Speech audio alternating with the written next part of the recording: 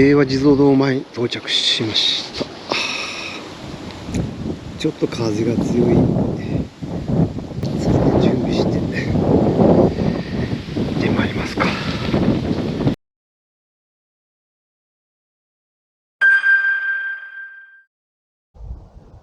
観音よ、地蔵よ、夏至の海青し。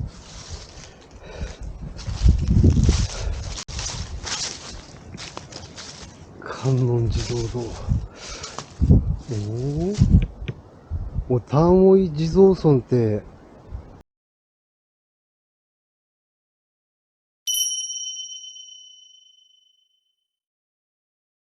なんか立派になってるような気がしますね。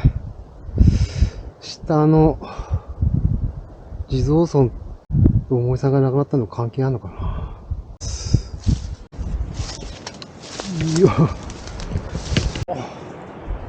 地蔵村だって。うわ、海は大荒れだな、これは。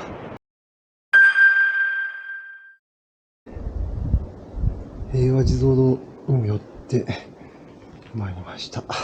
白いおべべを召しておられる毛糸ですね。冬が近づいてるから、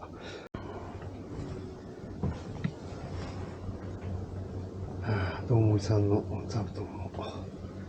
石が増えてる気がするな。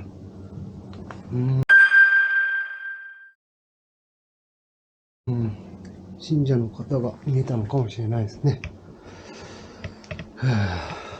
掃除はきちっとされていますね。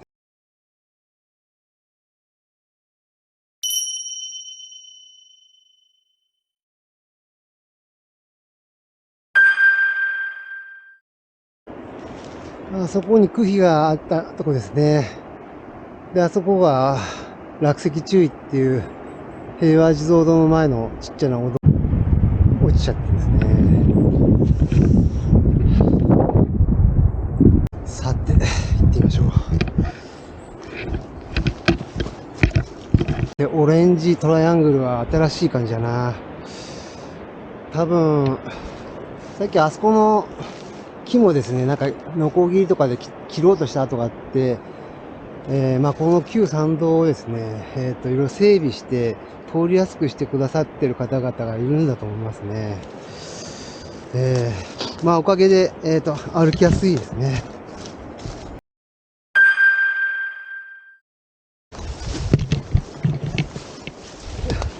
よっすげえとこだ。最後のダンジョンみたいな。地蔵村に着きました。もう、落葉なってんで、15分ぐらいで降りてきましたけども、ブルーシートとかをかけて、冬の対策を少しやったような感じですね。この母屋は、ちょっともう、この冬は、越せそうもないな。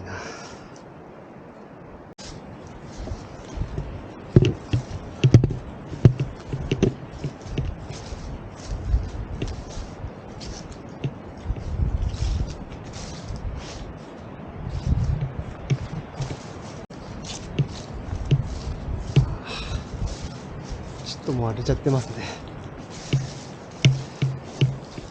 誰かが、これは確かに誰かが取っちゃったんだと思うんですよね。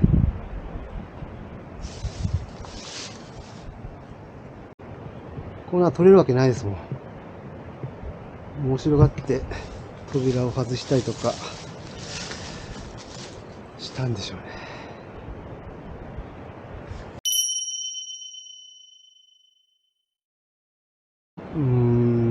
この冬はですね、この母屋は多分越せないような気がしますね。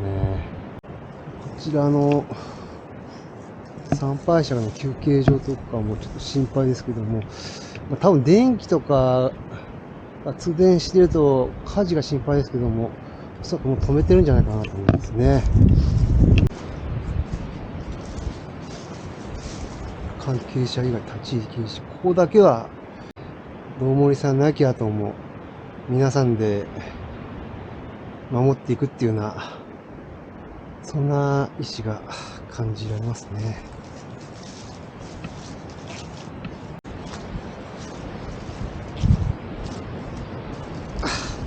パトカーが少なくなっちゃってるな。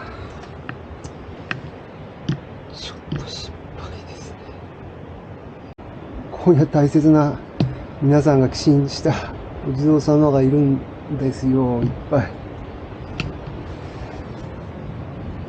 カレンダーは昨年の10月のままですね。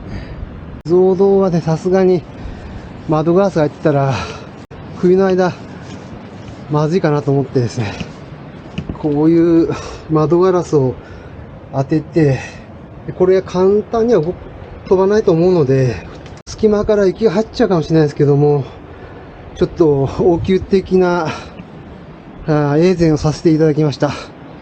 まあ、できたらですね、こっちが入ってた。誰か入ったのかな。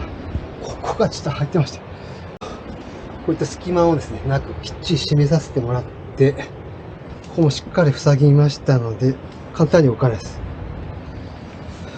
ここももう開けないようにですね、ロープで予約させてもらって、村上家の皆様のですね、お気持ち、あるいは信者の方々の大切な聖なる場所がですね、一冬越えてもらえたらなと思ってますね。一休みしましょう。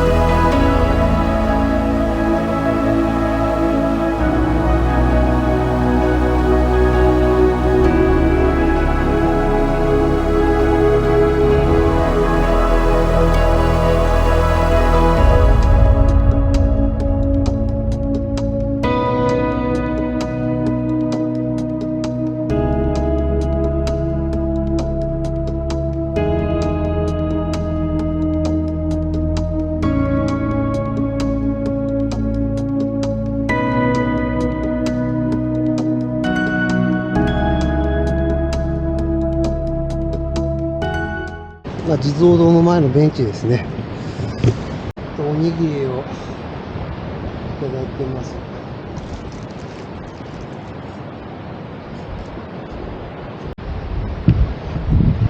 まあこの1年いろんなことがここには起きましたね。まあ再開発とかなんとかいうのが持ち上がったですけども、なかなかその中には地蔵尊のことが語られることは少なかったんですね。しかし最後まで地蔵尊を守り通した村上さんのお気持ちがですね、皆さんにちょっと伝わって、この地蔵尊のことが注目されるきっかけが生まれたという意味で良かったかなという気もしますが、今後この地蔵尊が貴重な場所がですね、どう維持していくかっていうのはなかなか難しい問題が、前途にありますね。僕ができることが、ほとんどなくて、あんな応急的なエーゼンぐらいしかできないんですけども、また来春参ります。歌も地蔵尊だって素敵なとこだからね。